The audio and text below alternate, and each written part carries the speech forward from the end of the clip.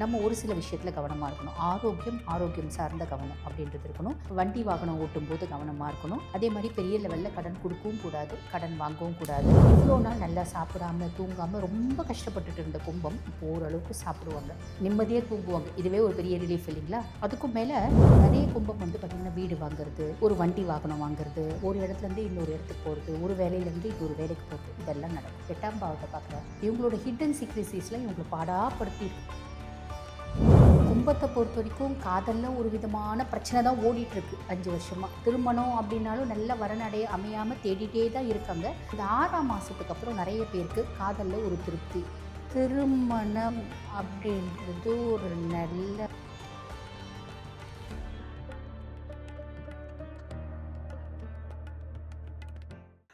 The divine Tamil நேயர்களுக்கு வணக்கம். இப்போது நம்மோடு யார் இருக்கான்னு பார்த்தீங்கன்னா, ஆன்மீக சொற்பொழிவாளர் ஜோதிட சிரோன்மணி டாக்டர் தீபா அருளாளன் மேம். வணக்கம் மேம். வணக்கம் மேம். எல்லாருமே கொஞ்சம் பயப்படக்கூடிய ஒரு பெயர்ச்சி அப்படின்னாலே அது சனி பெயர்ச்சி தான்.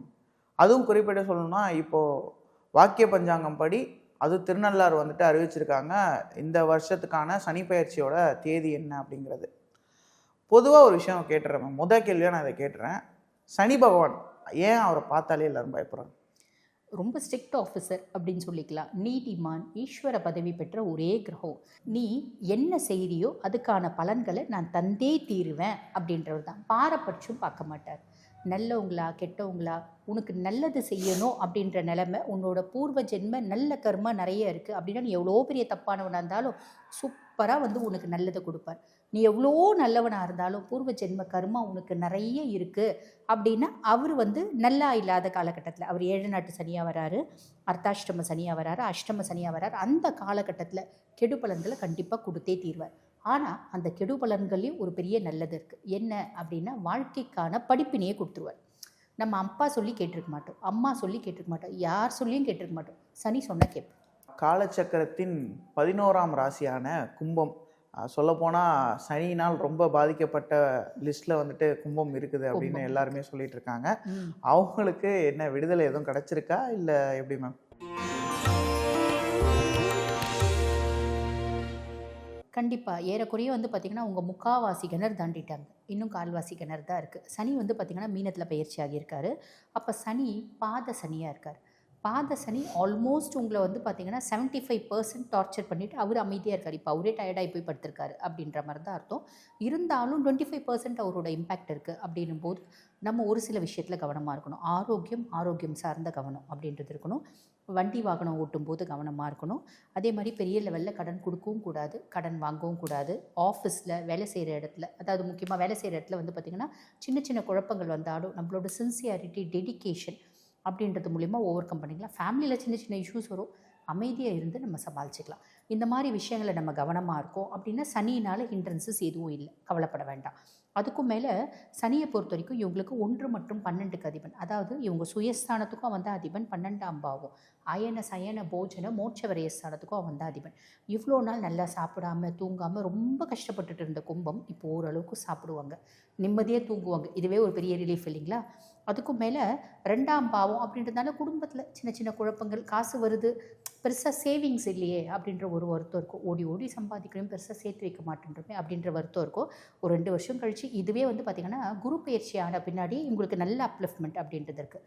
6ஆம் மாதத்துக்கு அப்புறமே இவங்களுக்கு இருக்கக்கூடிய ப்ரெஷர்ஸ் எல்லாமே மாறிடும், கவலைப்பட வேண்டாம்.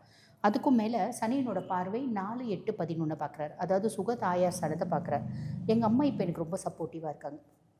அம்மானோட ஹெல்த்தில் சம் ப்ராப்ளம் இருந்துச்சு, அதை நான் பார்த்திங்கன்னா வைத்தியம் பண்ணி சரி பண்ணிட்டேன். அம்மானோட பரிபூர்ண சப்போர்ட் அப்படின்றது இருக்குது. முதல்ல இருந்ததை விட இப்போ கடந்த 5 வருஷமாக நான் இருந்ததை விட இப்போ ரொம்ப கம்ஃபர்ட்டாக இருக்கேன் அப்படின்ற ஒரு அமைப்பு. நிறைய கும்பம் பார்த்திங்கன்னா வீடு வாங்குறது, ஒரு வண்டி வாகனம் வாங்குறது, ஒரு இடத்துலேருந்து இன்னொரு இடத்துக்கு போகிறது, ஒரு வேலையிலேருந்து இன்னொரு வேலைக்கு போகிறது, இதெல்லாம் நடக்கும். 8ஆம் பாவத்தை பார்க்குறாரு. இவங்களோட ஹிடன் சீக்ரெசிஸ்லாம் இவங்களை பாடாப்படுத்தி இருக்கும். ஹிடன் சீக்ரெசிஸ் இருக்கிறவங்களுக்கு, இல்லாதவங்க அதை பற்றி கவலைப்பட வேண்டாம். மறைமுக உறவு முறை அவங்களாம் இவங்களை போட்டு வறுத்து எடுத்திருப்பாங்க. இப்போ அவங்களாம் அமைதியாகிடுவாங்க. அவங்கள நினச்சி உங்களுக்கு ஒரு விதமான மனப்பதட்டம், டென்ஷனு, பயம் எல்லாம் இருக்கும், அதெல்லாம் ஓவர் கம் ஆகிடும் அப்படின்லாம். அதே மாதிரி நோய் உங்களை வறுத்து எடுத்திருக்கும். நோயினால் ரொம்ப கஷ்டப்பட்டுருப்பாங்க. மருந்து மாத்திரை சாப்பிட்டோம் அந்த நோயில் ஒரு பெரிய விமோச்சனம் அப்படின்றதே இல்லை. ரொம்ப கஷ்டம். தொந்தரவு பார்த்திங்கன்னா இருக்க அதிகமாகுது. மருந்து மாத்திரைக்கு உடம்பு ரெஸ்பாண்டே பண்ணல. அப்படி இருந்த சூழ்நிலை கூட வந்து பார்த்திங்கன்னா இப்போ மருந்து மாத்திரையினால் உடம்பு ரெஸ்பாண்ட் பண்ணும். சக்கரை நல்ல, இப்போ உதாரணத்துக்கு சக்கரை அப்படின்னா சக்கரை நல்ல கண்ட்ரோல் வரும். உடம்புலையும் வந்து பார்த்திங்கன்னா நல்ல ஒரு எனர்ஜி அப்படின்றது இருக்கும். இது ஒரு பெரிய ப்ளஸ். அதுக்கப்புறம் லாபஸ்தானத்தை சனி பார்க்குறாரு. 100 ரூபாய்க்கு சம்பாரிச்சா 50 ரூபாய் வருமானம் வந்திருந்த காலம் மாறி இப்போ 100 ரூபாய்க்கு வேலை செய்கிறாங்க அப்படின்னா 50 ரூபாய் வந்து வருமானம் வந்திருந்த காலம் கடந்த 5 வருஷமாக. இப்போ 100 ரூபாய்க்கு வேலை செய்கிறாங்க அப்படின்னா 90 ரூபாய் வரும். அப்போ 100 ரூபாய் நம்மளுக்கு வரணும் அப்படின்னா 120 ரூபாய்க்கு வேலை செஞ்சால் 100 ரூபாய் வருது. ரொம்ப சிம்பிள். 100% பிரச்சனை இல்லை, ஏறக்குறைய 75 to 80% மாறிடுச்சு அப்படின்னு தான் சொல்லணும். Okay ma'am. இப்போ இவங்களுக்கு இந்த காதல் திருமணம் அப்படிங்கிறது கும்பத்தை பொறுத்த வரைக்கும் காதலில் ஒரு விதமான பிரச்சனை தான் ஓடிட்டுருக்கு 5 வருஷமாக. திருமணம் அப்படின்னாலும் நல்ல வரனடைய அமையாமல் தேடிட்டே தான் இருக்காங்க. இந்த 6ஆம் மாதத்துக்கு அப்புறம் நிறைய பேருக்கு காதலில் ஒரு திருப்தி, திருமணம் அப்படின்றது ஒரு நல்ல வரன் வர்றது. ஆல்ரெடி வந்து பார்த்திங்கன்னா குடும்பத்தோடு இருக்கலாமா, மனைவியோடு இருக்கலாமா, கணவனோடு இருக்கலாமா, டிவோர்ஸ் நோக்கி போடாமா அப்படின்னு தடுமாறிட்டு இருக்க கும்பத்துக்கு கூட ஒரு நல்ல ஒரு முடிவு, பரவாயில்லப்பா இது வேணவே வேணாம் விட்டொழியலாம் அப்படின்ற மாதிரி விட்டொழியறதும் முடிவு எடுத்துருவாங்க. இல்லை பரவாயில்லை நம்ம சுதாரிச்சுன்னு இருக்கலாம், அவங்களோட குணாதிசயங்களில் மாற்றம் இருக்கும், அதனால் ஃபேமிலியோடு நம்ம பாண்டிங்காகவே இருக்கலாம் அப்படின்ற ஒரு முடிவு எடுப்பாங்க. அதாவது அவங்க பார்ட்னர் எப்படி அவங்க மாறி இருக்காங்க அப்படின்னா இவங்க அவங்க கூட வாழறதுக்கான பிராப்தம். பார்ட்னர் முதல்ல இருந்தே பேய்தாங்க, இப்போ பிசாசா மாறிச்சுன்னா என்ன பண்ண முடியும், தூக்கி கடாசத்துக்கான பிராப்தம் உண்டு. 6ஆம் மாதத்துக்கு அப்புறம் உங்களுக்கு வாழ்க்கையில் மாற்றம் அப்படின்றது சாலிடாக உண்டு. இவங்களுக்கான பரிகாரம் என்ன? பொதுவாக கும்பம் வந்து பார்த்திங்கன்னா இப்போ சனியினோட இன்ஃப்ளூயன்ஸில் இருக்காங்க அப்படின்னும் போது இந்த கும்பகோணத்துக்கு பக்கத்தில் ஆதி கும்பேஸ்வரர் ஆலயம் அப்படின்னு ஒரு ஆலயம் இருக்குது. அந்த ஆலயத்துக்கு போயிட்டு ஆதி கும்பேஸ்வரரை பார்த்து வழிபாடு பண்ணிட்டு வர்றது நல்ல மாற்றங்களை கொடுக்கும்.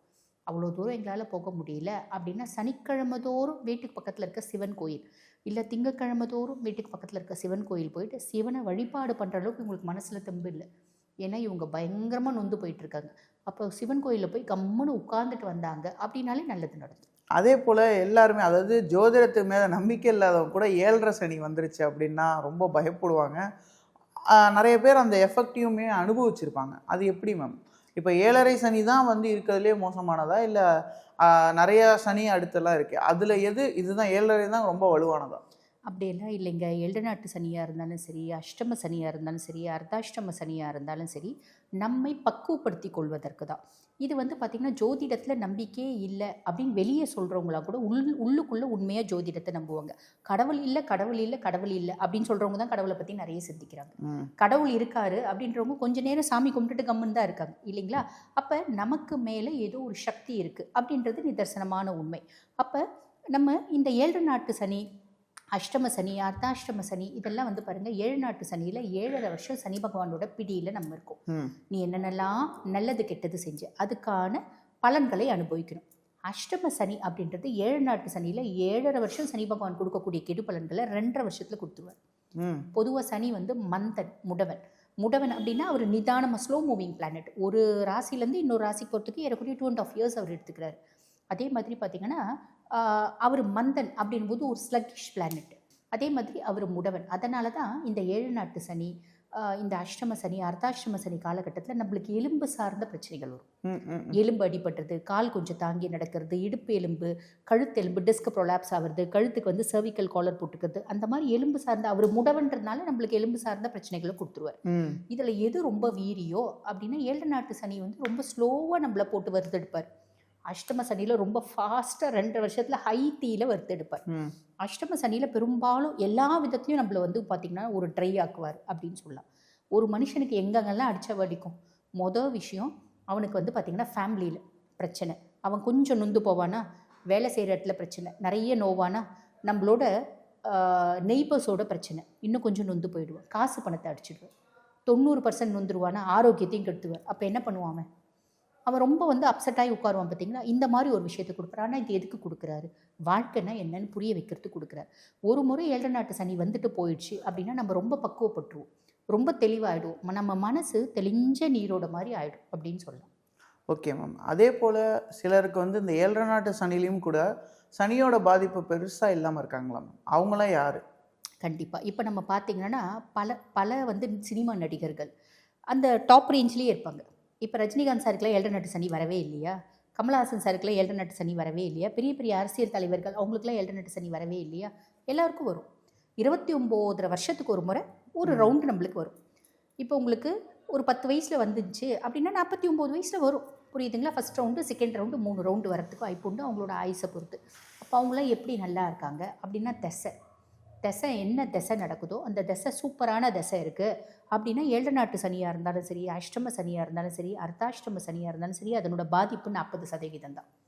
அதிகபட்சம் சூப்பரான திசை நடக்குது. இப்போ குரு திசை நடக்குதுப்பா, எனக்கு குரு ஜாதகத்தில் உச்சம்பா, பாதிப்பு 30% தான். சுக்கிர திசை நடக்குதுப்பா, சுக்கிரன் சூப்பராக இருக்கான், பாக்கிய சுக்கிரனாக இருக்கான், வீடு கொடுத்தவனும் சூப்பராக இருக்கான், நட்சத்திர சாரம் வாங்கினவும் சூப்பராக இருக்கான், நான் அருமையாக இருப்பேன், எனக்கு பாதிப்பு பெருசாக கிடையாது. ஆனால் எல்லாருக்கும் அந்த மாதிரி பிராப்தம் இருக்குமா? இருக்கிறது இல்லை. அப்போ ஒரு சிலருக்கு 7 நாட்டு சனி 100க்கு 100% வறுத்தெடுக்காமல் இருக்கிறதுக்கு காரணம் தசை. பொதுவாக ஒரு வார்த்தை சொல்லுவாங்க ஜோதிடத்தில், தசநாதன் செய்யாததை புத்திநாதன் செய்யான், புத்திநாதன் செய்யாததை கோச்சாரன் செய்யான். அப்போ கோச்சாரமாக வரவன் தான் சனி. 7 நாட்டு சனி, அஷ்டம சனி, அர்த்தாஷ்டம சனி. சுய ஜாதகத்தில் என்ன தசை நடக்குது அது அங்கே மெயின். அப்போ சுய ஜாதகத்தில் நாங்கள் இப்போ பலன்னா சொல்லிட்டு என்ன சொல்கிறோம், உங்கள் சுய ஜாதகத்தை வச்சு கொஞ்சம் அனலைஸ் பண்ணிக்கோங்கன்னு சொல்கிறோம் இல்லைங்களா? அப்போ சுய ஜாதகத்தில் தசை எக்ஸலண்ட்டாக இருக்குன்னா பெரிய பாதிப்பு இல்லை. சுய ஜாதகத்திலே இப்போது ரிஷபராசி அவனுக்கு வந்து பார்த்திங்கன்னா குரு தசை நடக்குது, குரு சுய ஜாதகத்தில் பெருசாக ஃபேவராக இல்லை. அதுக்கும் மேலே ரிஷபராசிக்கு குரு வந்து பார்த்திங்கன்னா 8 மற்றும் 11 அதிபன், அஷ்டமாதிபதி அவன், அவனோட தசை நடக்குது. ஆல்ரெடி குருவே நம்மளை போட்டு தள்ள பார்ப்பான். அதுக்கு மேலே சனியும் ஓவர் ரைட் ஆகும்போது ரொம்ப கஷ்டப்படுவாங்க. ஒரு பரமபதத்தில் வர ஏணி பாம்பு மாதிரி பெரிய ஏணியில் ஏறி இருந்தவங்க பெரிய பாம்பில் இறங்கிடுவாங்க. அந்த மாதிரி எத்தனையோ ஜாதகம் நாங்கள் பார்த்துருக்கோம். ஒரே நாளில் 0 ஆனவங்க எத்தனையோ பேர் பார்த்துருக்கோம். அந்த மாதிரியும் வரும். ஆனால் அதுக்காக அவங்க ஒரே முட்டா வந்து 0 ஆகிட மாட்டாங்க, வாழ்க்கையே முடிஞ்சு போயிட்டா திரும்பி மீண்டு எழுவாங்க. இதுதான் வந்து பார்த்திங்கன்னா சனி கொடுக்கக்கூடிய பலன்கள். இதுதான் ரீசன் ஒருத்தவங்க பெருசாக 0 ஆகல.